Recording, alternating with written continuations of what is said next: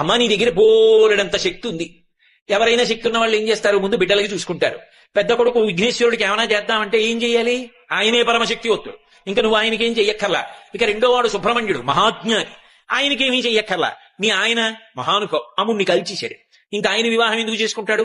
కానీ అలాంటి వాణ్ణి తపస్సు చేసి ఉంచి మెడలో తాళి కట్టించుకోడు, నీది కదా గొప్పతనం. కాబట్టి నువ్వు శంకరుడికి ఏం చేస్తావు నీ శక్తితో, ఏమీ చెయ్యక్కర్లా, ఆయన మహానుభావుడు.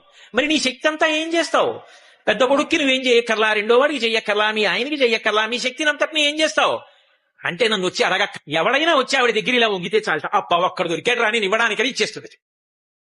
అమ్మా అప్పుట్ట నువ్వు సంతోషంగా నవ్వుతుంది తప్ప, నా దగ్గర ఉన్నది ఇవ్వడానికి ఇవాళుడు దొరికాడు రా నాకని సంతోషిస్తావమ్మా. కావలసిందల్లా నీ దగ్గరికి వచ్చి నిటారుగా వెదురు బద్దలా నిలబడ్డం కాదు. ఇలా వంగ సింధు మహానుభావుడు పరమశివుని యొక్క ఇల్లాలివి. అమ్మా లోకములను కన్న తల్లివి, అపారముగా అనుగ్రహించగలిగినటువంటి జగన్మ